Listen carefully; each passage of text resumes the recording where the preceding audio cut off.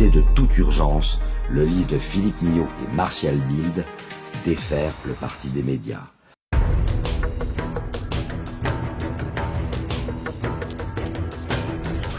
Et notre invité, le directeur de la rédaction du magazine Éléments, Pascal Esric. Bonjour. Bonjour. Merci d'être là pour venir nous présenter le premier hors-série de Éléments, de la revue Éléments. Une nouveauté, un format différent consacré aux sagesses païennes, la renaissance des dieux face à la crise des valeurs. Tout un programme. Mais avant d'entrer dans le vif du sujet, pourquoi lancer un hors-série au moment où chacun reconnaît que la presse écrite souffre énormément, et comment est constitué ou réalisé ce nouveau hors-série? Il y a une envie, il y a une demande. En tout cas, l'essai est plutôt transformé, même assez transformé, parce que ce hors-série a trouvé son public, voire le grand public. Ce qui, a priori, va nous conduire à poursuivre l'aventure dans un deuxième hors-série, troisième. Je pense que pourquoi se lancer dans des hors-séries d'éléments? Tout simplement parce que dans une thématique donnée, on peut avoir l'ensemble, l'intégralité des positions, des articles, presque un corpus finalement sur une question. Et donc là, c'est sur le paganisme, sujet qui a été un sujet qui a enflammé les polémiques, les imaginations, en tout cas dans les années, quand il a été lancé dans les années 80. Aujourd'hui, ça me semble un peu plus apaisé. Nous-mêmes sommes devenus plus apaisés sur la question. Et donc, c'est me semble-t-il, un très bon sujet. On peut voir comme ça, sur 50 ans, l'évolution sur cette question-là, sur le paganisme, l'évolution de la rédaction d'Éléments. À 50 ans, parce que Éléments a 50 ans. Tout à fait. 1973, septembre 1973. Alors passons à ce sagesse païenne au fond du dossier. Vous avez dit, depuis 50 ans, Éléments a recours à notre mémoire païenne pour en faire un idéal de résistance aux ravages de la modernité. Et Alain de Benoist a théorisé, bien évidemment, en premier sur cette démarche, avec la parution en 1980, on va la retrouver dans ce hors-série, du fameux « Comment peut-on être païen ?» Et bien évidemment, on va retrouver dans ce hors-série des éléments de cet ouvrage que vous considérez comme essentiels. Et ma question, elle est plus simple aujourd'hui, c'est qu'est-ce qu'être païen en 2022? Eh bien, le hors-série, et ça, c'est le hors-série le montre. Pourquoi? Parce qu'en gros, il y a une vingtaine de contributeurs qui... j'ai choisi, dans la grande histoire d'Éléments, 50 ans, j'ai choisi une vingtaine de contributeurs. Et qu'est-ce qu'être païen? Eh bien, chacun des contributeurs a une réponse différente. Vous l'avez dit, Alain de Benoist, elle est plutôt intellectuelle, elle est plutôt dans le champ de la doctrine. En revanche, ça n'a pas été le premier à en parler dans Éléments. Comme d'habitude, les premiers à en parler sont plutôt les poètes, ou ceux qui ont une âme un peu plus, oui, une âme poète, un artiste. Jean Cau en a parlé en premier, il a fait paraître Le Grand Soleil, un roman païen. Michel Marmin, Dominique Pradel, des gens comme Jean Mabir ont abordé cette question-là, chacun avec une vision différente. Alain de Benoist, la nouveauté finalement, c'est que, vous l'avez dit, il a théorisé. C'est-à-dire qu'il a exprimé une vision du monde, ce qu'était le paganisme, une vision du monde qui était donc en opposition, quand il a écrit en 1980, le premier article qui était en opposition avec une vision chrétienne. C'est-à-dire, en réalité, vision chrétienne qu'il assimilait à une vision essentiellement duelle, c'est-à-dire... tandis que la sienne, en tout cas celle qu'il reconnaissait dans le paganisme, était plutôt plurielle.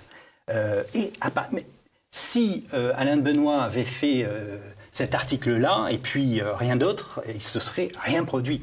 Et ça, c'est c'est ce que je voulais faire paraître, ce que je voulais faire, c'est l'éclairage que je voulais donner, c'est qu'en réalité, il n'était pas seul. S'il avait été seul, Ça fait bien longtemps qu'on n'aurait plus parlé. Vous le dites dans votre éditorial, hein, vous indiquez que ce hors-série est le reflet que la démarche de Alain de Benoist serait sans doute restée lettre morte, on peut dire cela, si elle n'avait pas été entourée de ce que vous appelez d'ailleurs d'un joli mot, un compagnonnage, d'une extraordinaire pluralité de sensibilités.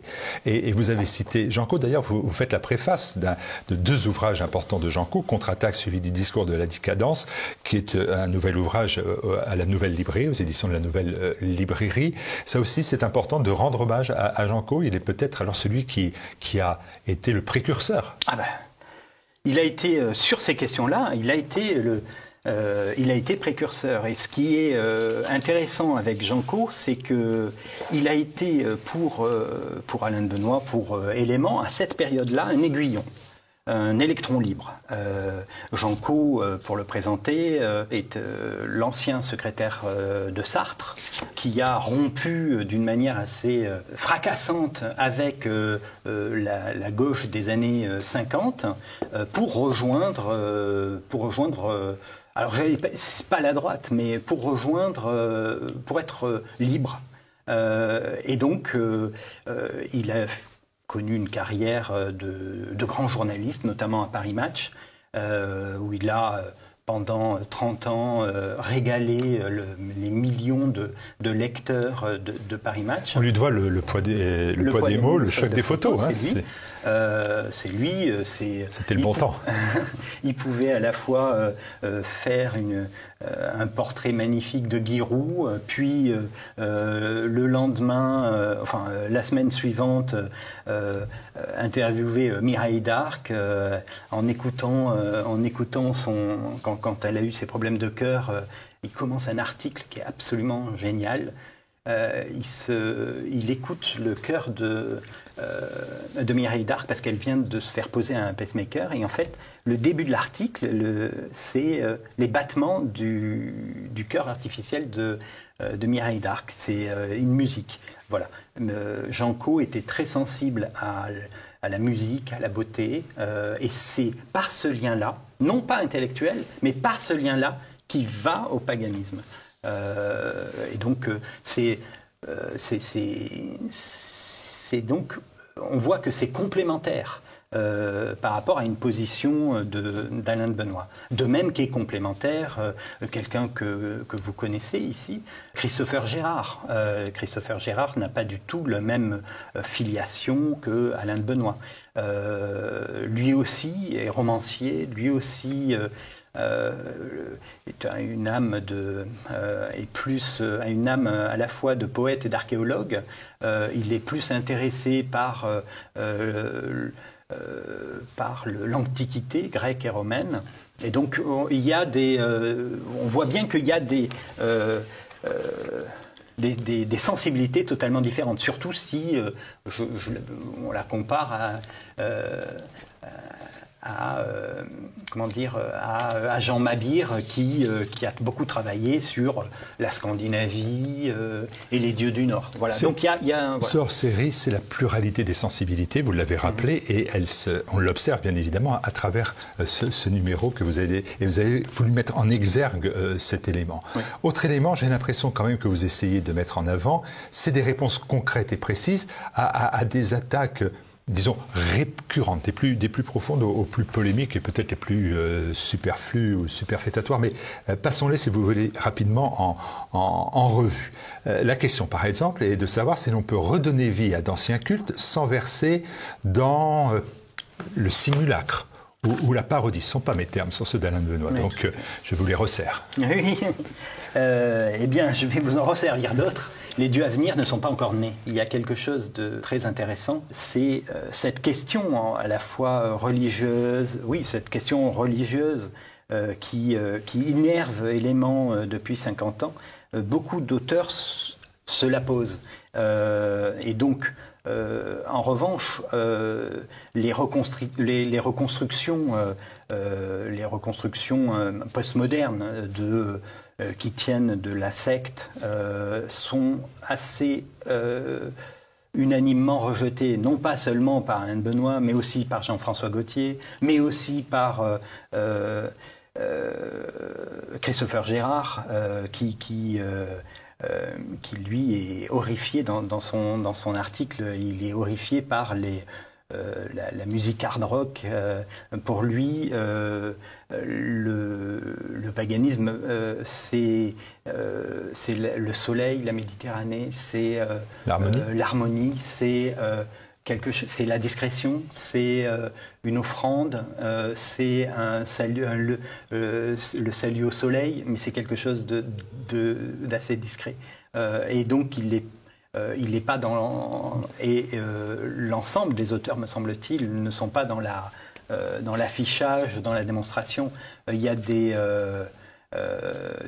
Jean Mabir, qui pourrait être celui qui est peut-être le plus démonstratif, indique bien que son rapport au dieu du Nord, c'est une inspiration. C'est quelque chose qui, il en retire de la force et de l'inspiration. Est-ce que si l'on évite le pastiche, on évite aussi l'élitisme, c'est-à-dire une démarche trop intellectuelle? Vous avez essayé de me dire que ce n'était pas le cas. Néanmoins, ça apparaît comme cela. Et comme la revue Éléments apparaît comme une revue élitiste, le terme n'est d'ailleurs pas injurieux. Hein. Non, il n'est pas injurieux. Il faut... à une époque où tout le monde condamne l'élitisme, là, effectivement, parler de la littérature au XIXe siècle et par exemple sur ce beau courant de la littérature française de la fin du XIXe, sur les écrivains français qui ont été touchés par le paganisme. Oui, est-ce que c'est élitiste? Oui, certainement. On ne peut pas... je ne vais pas ici renier ce qu'est Élément.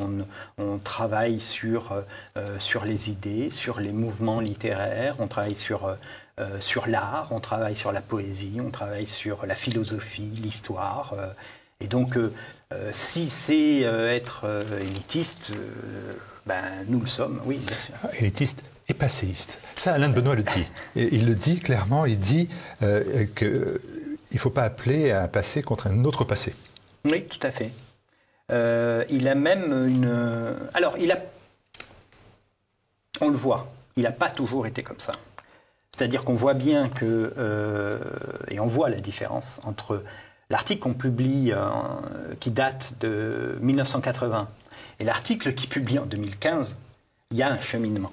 L'article qui publie au début des années 80, il est très marqué par un nietzschéisme un peu juvénile. Puisque, de mémoire, il doit dire la plus grande catastrophe qui est jamais arrivée en Europe, c'est l'introduction du christianisme. En 2015, le même homme, discourant avec Rémi Brague,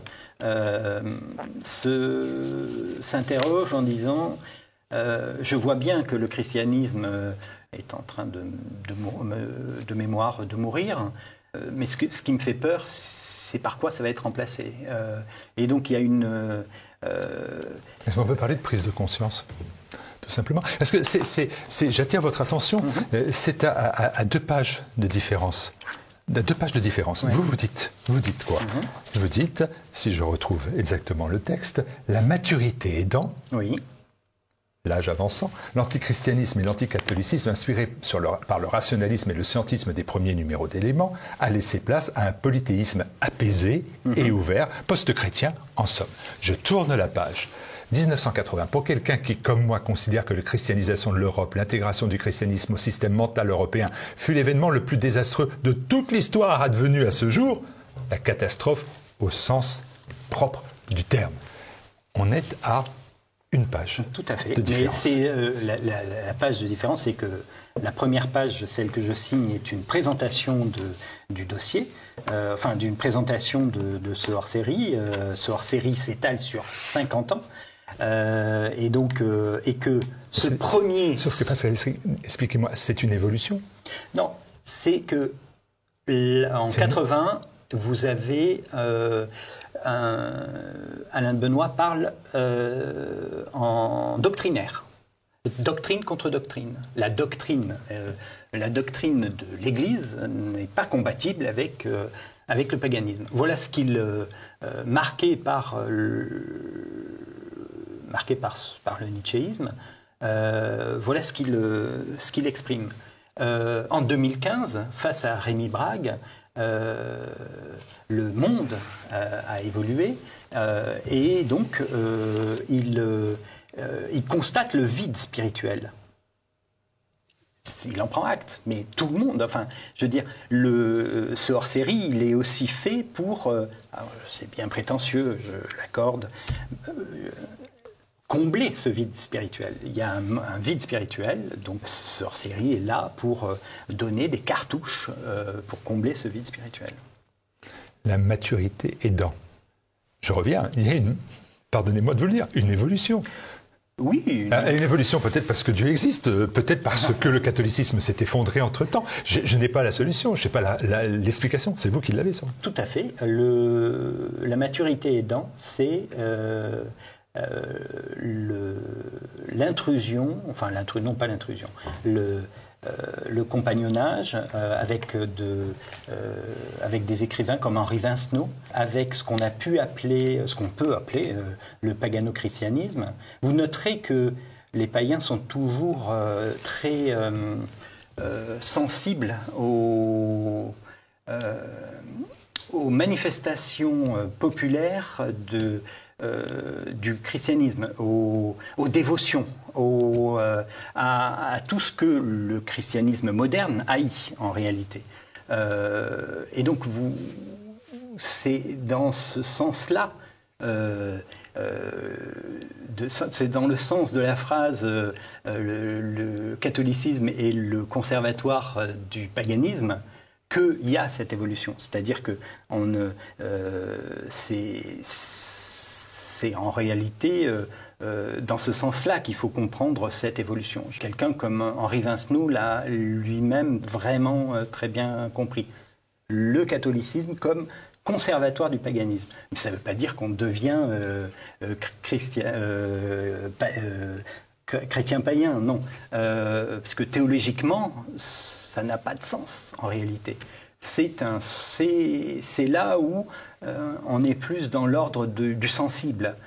C'est là où nous apporte une certaine sensibilité littéraire, comme Christian Laborde, des auteurs qui ont collaboré. On est là dans quelque chose d'un paganisme qui serait plus populaire et dont on garderait encore les traces, dont on peut voir encore les traces dans les Pyrénées, en Bretagne, lors des pardons, dans Éléments, il y a une rubrique qui est faite aujourd'hui par Bernard Riot, qui est un arpenteur, un marcheur, et qui s'appelle Un païen dans l'église. Il fait un tour de France de toutes les églises pour trouver tout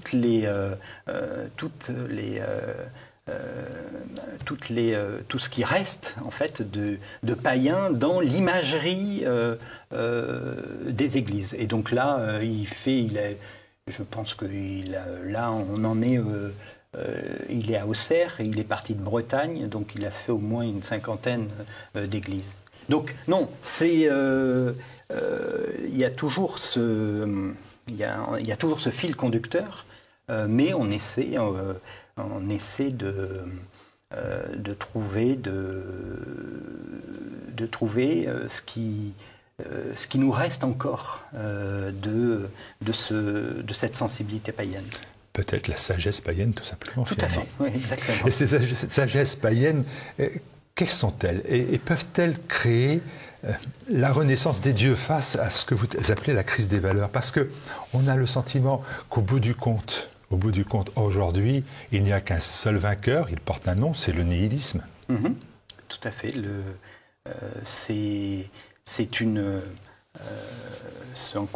nihilisme, l'athéisme, le paganisme, est un combat. C'est en tout cas n'a rien à voir avec l'athéisme et le nihilisme. C'est tout le combat du réenchantement du monde. En tout cas, nous, c'est ce sur quoi nous, depuis 50 ans, avec l'aide de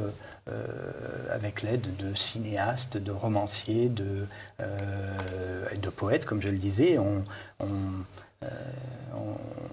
essaie de bâtir cette alternative qui est une alternative en réalité contre l'assèchement du monde moderne, et c'est tout notre combat. Les noms qui apparaissent, bien évidemment, beaucoup sont venus à TV Liberté. Je pense au regretté Guillaume Faye ou bien évidemment Jean-François Gaultier. On a cité Alain de Benoît. Il faudrait citer aussi Michel Marmin, Pierre Vial, Jean Varenne, François Bousquet, qui vient souvent, vous le savez, faire le plus d'éléments comme émission ici sur TV Liberté. Jean Mabir, vous l'avez cité, Jean Audry, et puis vous avez donné les noms de Jean Caux, du père de l'abbaye de Vincenot. Ce compagnonnage-là, il vous domine, il vous suit, il vous précède. Bien sûr. Et est-ce qu'il y a des grands noms qui apparaissent? Et il y a aussi la filiation est là. Est-ce que ce courant de pensée, car c'est un courant de pensée, peut perdurer encore pendant 50 ans? Ah bah, au moins. Ah, au moins. Au moins. Je crois que ce courant de pensée... on peut le voir à poser des jalons depuis 50 ans. Les noms que vous avez cités, et c'est ce qui est vraiment intéressant, c'est que quand on dit une différence de sensibilité, c'est vraiment une très grande différence de sensibilité. Parce que ce soit Jean-François Gaultier ou Pierre Grey-Paris, on était plus proche d'une sorte d'athéisme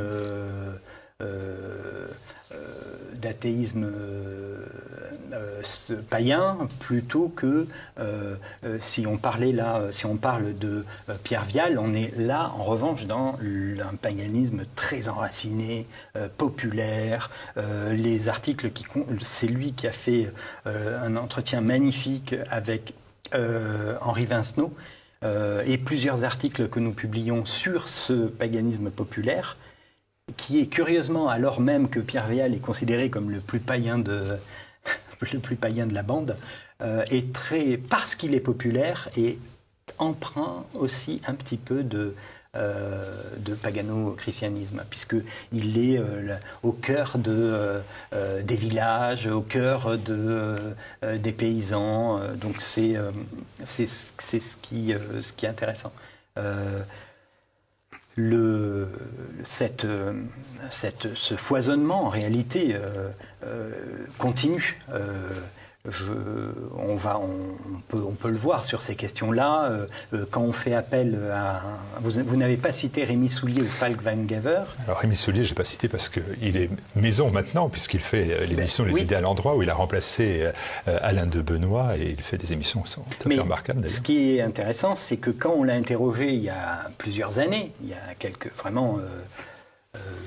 peut-être une petite dizaine d'années, et que l'entretien, on le reproduit, on lui pose la question, en fait, c'est ces auteurs catholiques, la tentation païenne de certains auteurs catholiques. Et donc, il y en a deux, et il y a Rémi Soulier et Falk Van Gaver, qui sont deux écrivains merveilleux, et donc, qui, petit à petit... ont cette tentation, en tout cas, viennent sur ces positions-là. Ce qui fait que quand vous dites est-ce qu'il y a un renouvellement, bien évidemment, mais il est là le renouvellement, il est chez Rémi Soulier, mais il est aussi chez bien d'autres qu'on a plus jeunes, qu'on peut retrouver ici.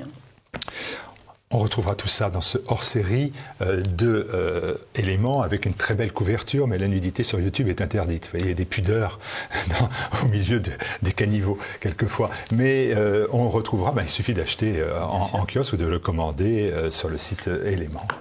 Pour retrouver la statue, on peut aussi aller au Louvre, puisque c'est une statue qu'on peut retrouver au Louvre de Jouffroy, du 19e. Donc c'est un merveilleux... photographe russe qui s'appelle Nikolai Yandogor, qui a déjà travaillé pour nous, qui a fait toute une série comme ça, où il voulait redonner vie à la statuaire grecque, grecque et romaine.